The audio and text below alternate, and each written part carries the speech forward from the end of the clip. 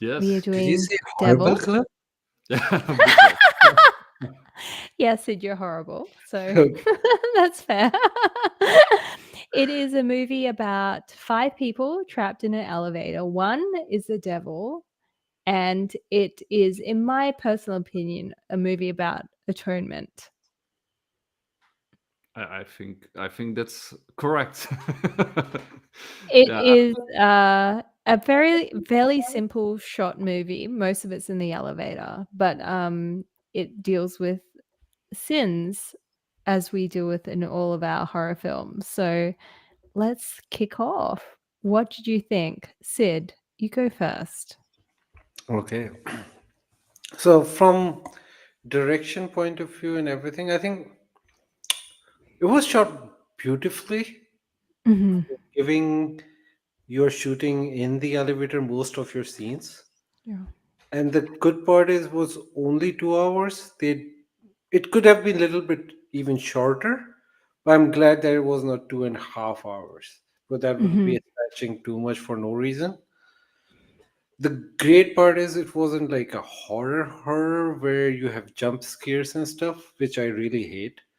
A little So bit in the elevators, some moments. well, it's not like I was. The only thing which scared me is when, in the end, the devil stood up, because we were. I wasn't expecting that person to be the devil. Yeah, I actually like this movie a lot because it's really sort of clean and elegant, and it feels shorter than it actually is. I didn't realize it was 2 hours. It feels like 1.5 hours. And the nice thing about this movie is you can actually recommend it to anybody, even if they hate horror, and they Hmm. and they will love it, right? Because it's more like it kind of It's reminds a you of thriller. Speed. You know the Yeah. movie Speed that also Yes. starts in the elevator. And it has sort of the same vibe to it. And in my opinion, is any movie with the elevator is almost always good. I personally hate elevators. Yeah, that's There why. is a reason for it. Sid. Yeah. Because I have worked in an elevator. When I was a Ah, student, that was my job to work in the elevator. I was the elevator guy. And I was working like 15-hour shifts in an elevator. It was terrible. Or pressing the button, Sid? Pressing the button. Yeah. oh wow. I didn't. So this is like your work nightmare. Like this is like a Well, horror yeah, movie. now when I was watching, I was Like like, yeah. flashback. Like, I actually got stuck like that once with three Really? other people. Yeah. But then they got us out like within 15 minutes. Mm. so But you yeah, you didn't get stuck with the devil. no, I got stuck with some chicks though. Oh, that's Oh, well, it's never bad, Sid. Yeah, we were having fun, so it was fine. But I'm just saying, like getting stuck like that, it's yuck for claustrophobic people. Oh, speaking of that, the person who got stuck with me, one of them was claustrophobic.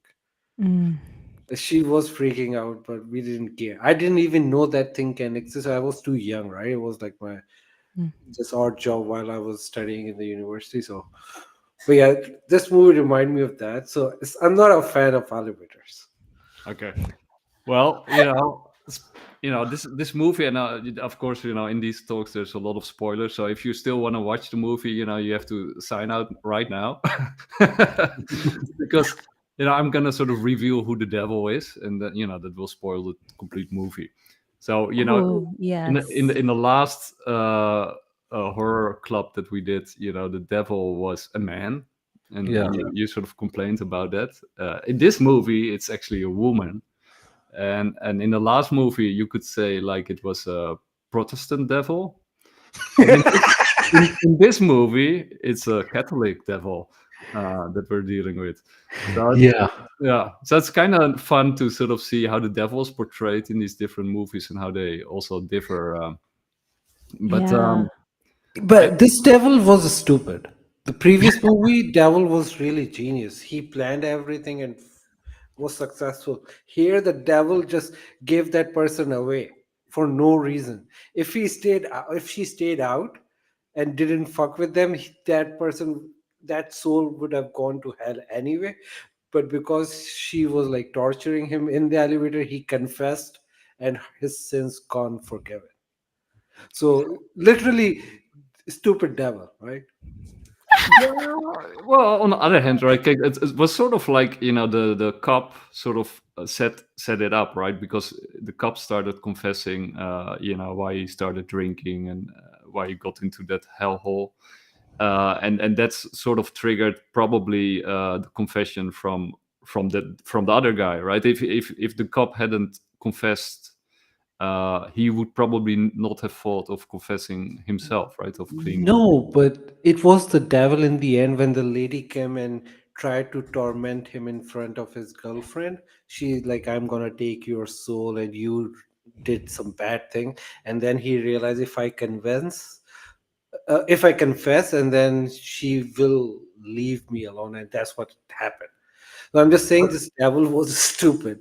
But on the other hand, right? So because one of the things that I really like about the movie, well, there's many things that I like about the movie. Sorry, my cat is moving my laptop. So first of all, I like the symbolism with the elevator, going up and down as sort of resembling hell and heaven.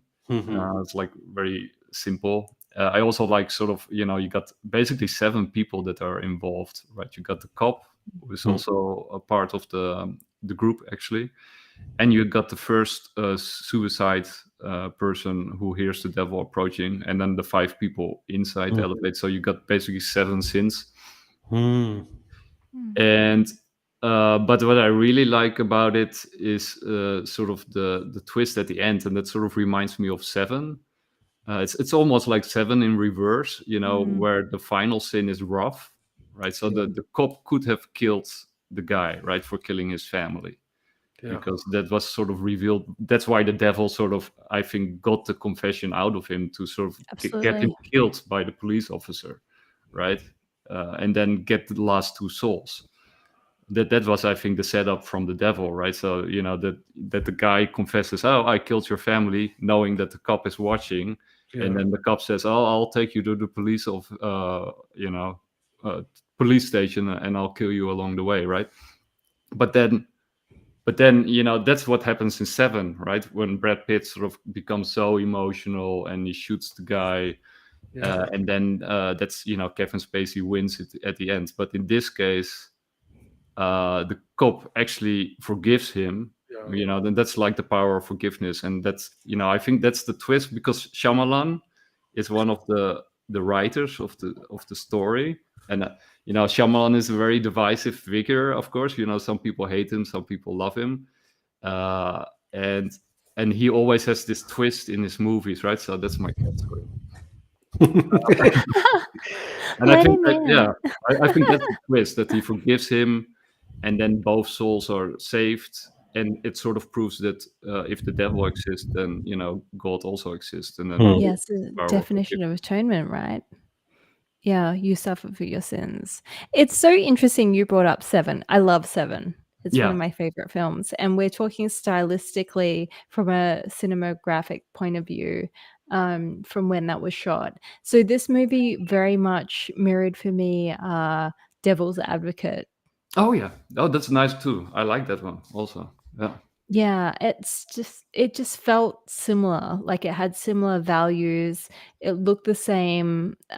Sid, have you seen that film? Yep. So it felt very sort of mid-90s thriller / horror. This isn't a true horror. I would say this is more of a thriller. So Agreed. this is like it's got a bit of sex appeal, it's got a little bit of horror. It's like sort of a mix of both. And we aren't exposed to gore. It's not a jump fright. It's sort of psychological. And that's what we kind of go through with these people. When the lights turn off in the elevator, we are seeing the woman gets bitten on her back. Yeah. The devil is a biter. Why? And then it just follows suit. And then finally we see it's the elderly woman. But we are led to believe, I kind of feel it's leading us down the path. Obviously, the antagonist is the perpetrator.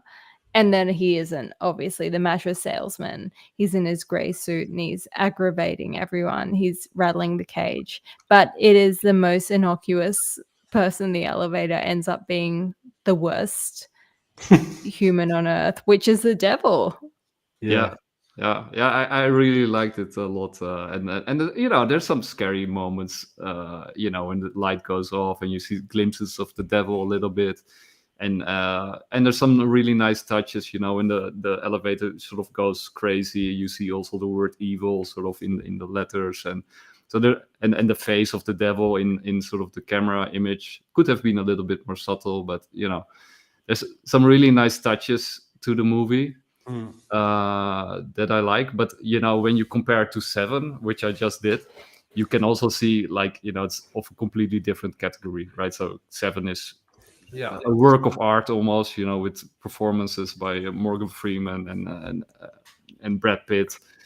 Oh my and God. And can I just say, I'm going to nerd out here.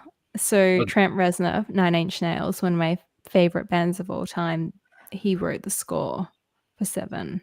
wow, oh, I Yeah. didn't know that.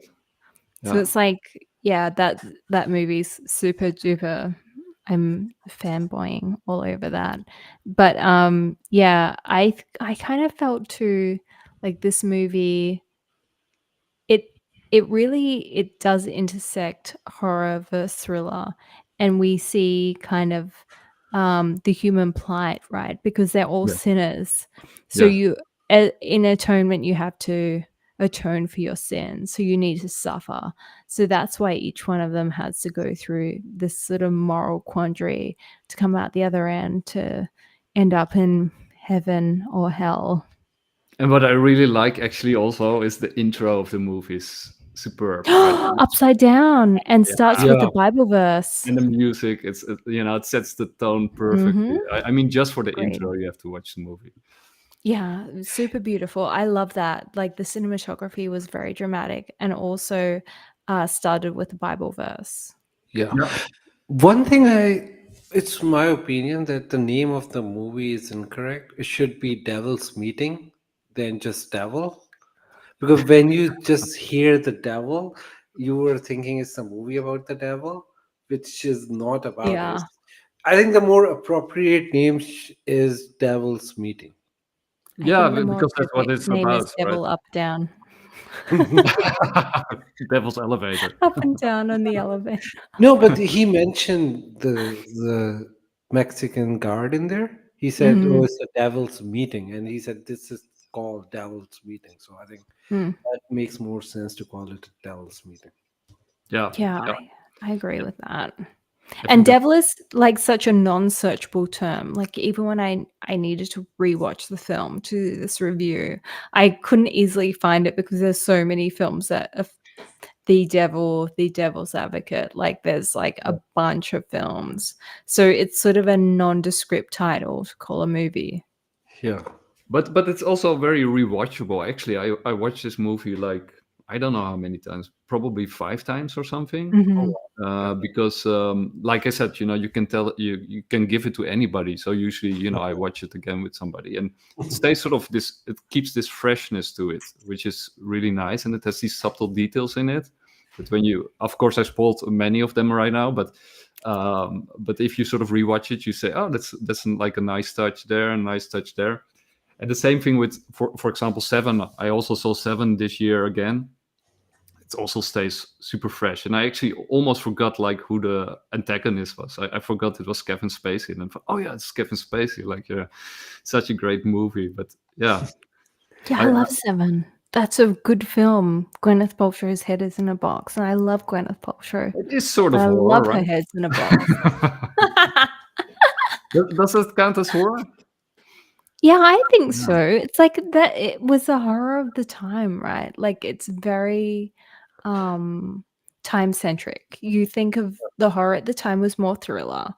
And now like we have film houses like A24, and they are doing a much more subdued, again, it's not even thriller, it's more sort of like a subtle nod at like all the stuff that doesn't happen is what they're focused on. So I think it is horror in Yeah. its own way.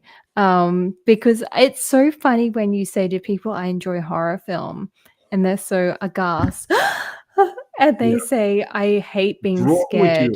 scared. Yeah, absolutely. And I think it's so interesting that people don't like the thrill of being like finding horror, being scared. And I always think I don't enjoy going to theme parks, but I love being alone in my apartment and being scared. Yeah, Challenge me that way. I also love to watch horrors, when it's dark, around midnight, and then, but I know many people like this is the last thing that they want to do. when Yes. Yeah.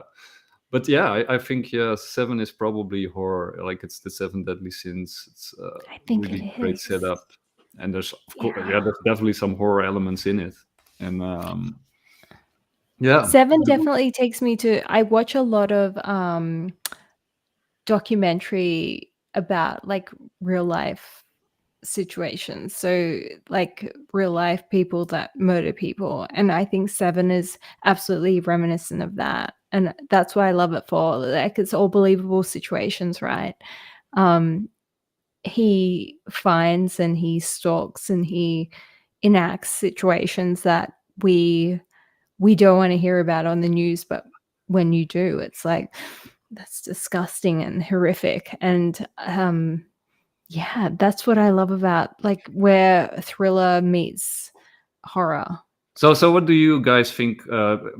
You probably heard it too from people, like and it's actually also in this movie, right? So in this movie, the police officer says at some point to the Mexican guard or elevator shaft person, manager, like you don't need the devil, right? Humans are grotesque or evil enough, right? So we don't need imaginary beings to sort of make it worse.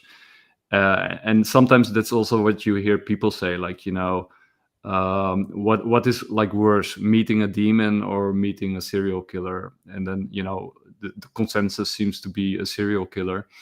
But I'm not actually For sure, man. There is no discussion about it. yeah The so demons cannot harm you unless you fuck with them, right? They don't have authority unless you call them. But like serial killer is out there to get you. So okay, but I would rather meet a demon than a. let's say you anger a demon and it can get you. Like, what would you prefer, like a serial killer or a demon? No. Technically, according to the mythology, unless you It's sail. gonna bring the facts. No, but like if you're talking about meeting a demon, I'm just saying, unless you have sold your soul, they cannot harm you. Okay. Or unless you have committed a really bad Let me sin. rephrase the question so it fits. You meet a supernatural being which can hurt you, like I don't know, a werewolf or whatever, Or a ghost. or a ghost. And what do you prefer, a serial killer? Serial killer. Yeah. Okay. Yeah. So serial killer is like less worse than a ghost or a werewolf. Yeah. So that's also my position, right? But I guess many people out there, first of all, don't take these questions very seriously, but but I think they can also sort of not really imagine what it would be like if they actually existed, and if they would be after you. And I think one of the fun things about horror is actually that you sort of you push your imagination into those sort of situations, and that you actually imagine suspension of disbelief that these creatures and these things are actually real.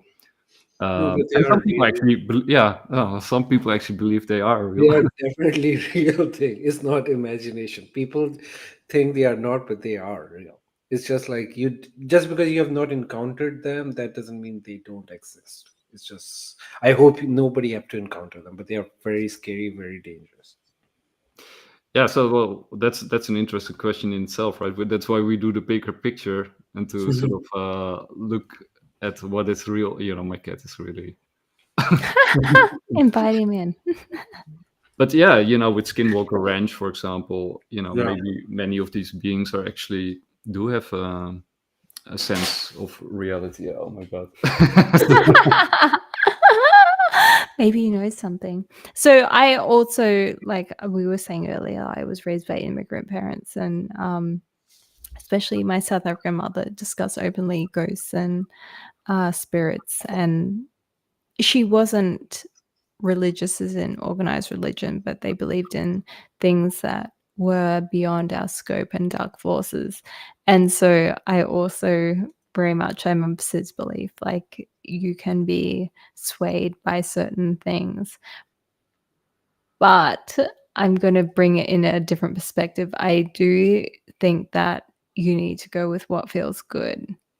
So if it's a dark side or if it's a light side, you just submit to whatever suits the situation.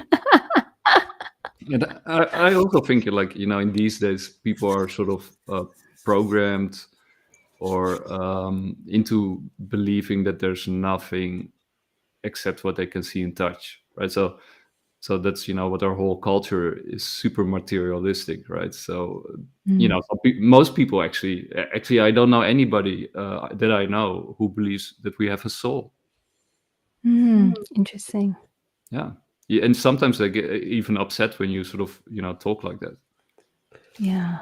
We are our brain. That's it, right? Yeah. Yeah, but Evolution, that's it. Yeah. I don't even understand this argument, because right now we know one thing: when we are alive, there is in our brain there is a lot of electricity, which is energy, and then suddenly when person dies, that energy is gone. But according to the physics, energy cannot be created nor be destroyed. So Yeah. where did it go? It's like a soul left your body. Simple. Scientifically, you can prove that kind of shit. But there is a difference between a live man and a dead man. Is I think that difference is just your soul. Yeah, and often you have, when a person dies, like your aunt or your uncle or whatever, and you look at the body, what is left over, it's like almost a different entity, like something has left, right? Yeah. Yeah. Can I interrupt? I'm going to Yeah. take this conversation on a slightly different directive. The quote of this movie was "suck your butt." Suck your What?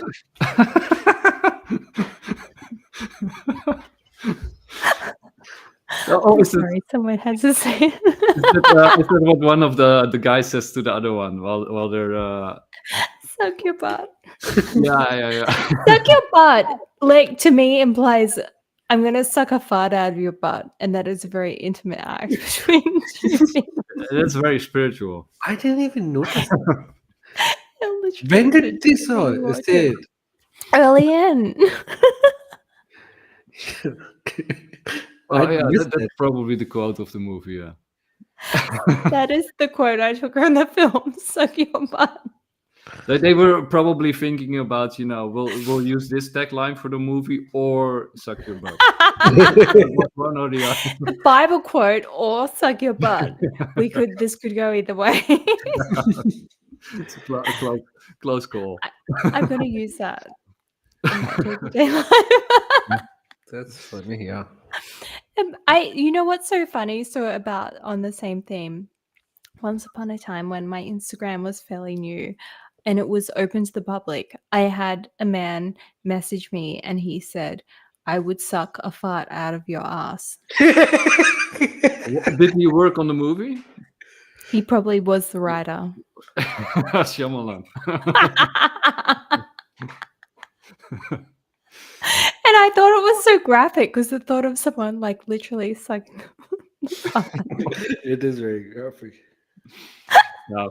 Yeah, but yeah, it's a movie, and I'm not sure if there's much more we can sort of add to it. I'm trying to think of stuff that you could add to the, It is. I feel like it's sort of like a retro watch because it does literally fit into the narrative of the 90s. I know it was shot in 2010, but it fits into like the 90s / 2000s thriller meets horror genre. Yeah, it looks like late 90s movie. It does, Something absolutely. like The way it's something shot, shot in yeah. 1998 or something. Yeah, it look at the does. movie. Yeah, I like It definitely I fits also into like that Seven. yeah, And that it starts with the suicide, I also like. And then the woman makes the observation, like, often suicide notes are either irrational or rational. Like, I'll show my cat because he wants to be on camera. Yeah, that's I love him. oh, that's it looks like your cat, Coco. Well, the cat is sort of black. My Wesley is gray. At He's least, off yeah. doing his own thing. But yeah, no, I agree. It does have a sort of 90s vibe. Absolutely. Yeah, And speaking of even this, sorry, Mm. go ahead. Sorry, go ahead.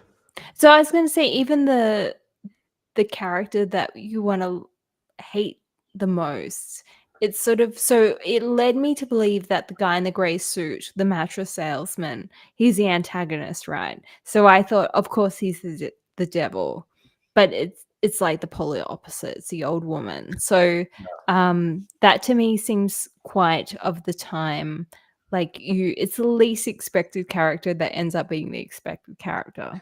Yeah, and I think they did that really well, right? Because the first time I saw it, I also never expected her, and also because she died, I think second. Yes, Yeah. she was the second one that hung herself. So and then she suddenly is there again with those black eyes, and back then the black eye thing was still quite original. Yes, absolutely.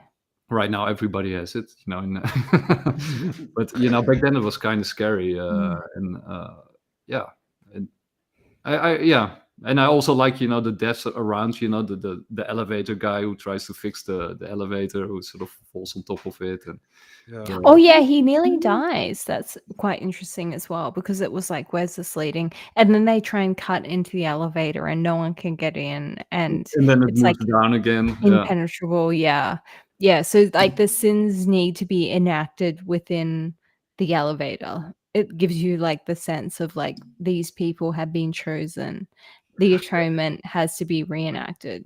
And one of the other things that I really like about it is there's like a clear escalation. Like, it starts off like with the suicide, and then some people trapped in the elevator, and he's coincidentally is there, and then somebody kills him, gets killed or is wounded, and then that's weird, right? Because we're watching, and then somebody gets killed, and you're like, why are they getting killed in an elevator with the police watching, right? And then it gradually gets worse and worse, and eventually they lock down the entire building, and fire people are there, and police officers, and swarming the building. And you got the scene in the lobby where he sort of shouts out to what is the lawyer that's supposed to meet the woman. And then they think, oh yeah, the woman gets killed by the security guard because he's working for the same security, the company of her husband, Callaway, I don't know, Callaway or something. But it sort of you keep getting these twists, and there's sort of further escalation until you're like, right, okay, it's just the devil, right? The Mexican guy is right, and it's there's people are getting punished for their sins. Yeah, this was an interesting part because in this small area they were keep coming up with the twist. That wife twist was amazing. Like, she trapped a guy and then he's trying to kill, but he was not. But that was a good thing. They have to look for the cops. The only issue I had is like the first scene, the suicide thing.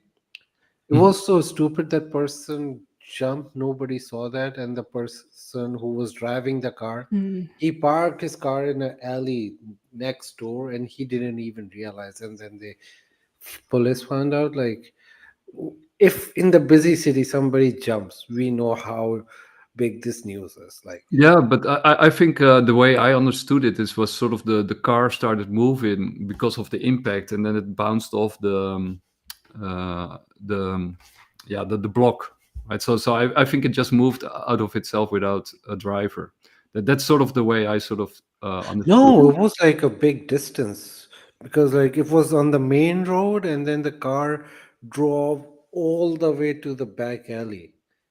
Yeah, Car cannot move like that, so somebody had to drive, and that person didn't notice that somebody's on the It's the roof. devil, Sid.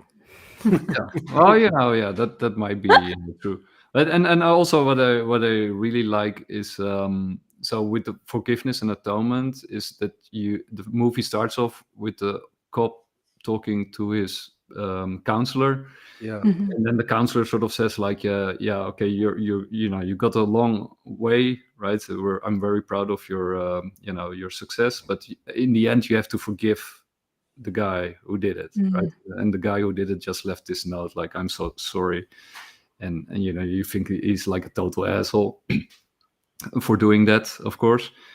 And then the police officer says like, yeah, that's never gonna happen, because he's like, I can never forgive something like that. Mm.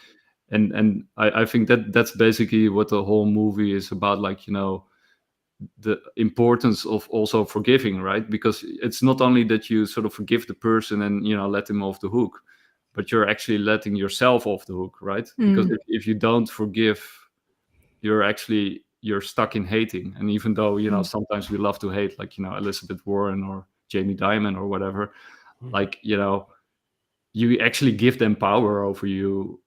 Yeah, But each you. yeah, you're day-to-day. stuck with them, So right? true. If you don't hate them and just like whatever, do your thing, we'll just move on. It's sort of like moving on and letting go, right? And that's I think the power of the movie, sort of that message. All right, Okay, kids, guys, that was let's fun. go. Stay Okay. scared. See ya. Scared. Bye.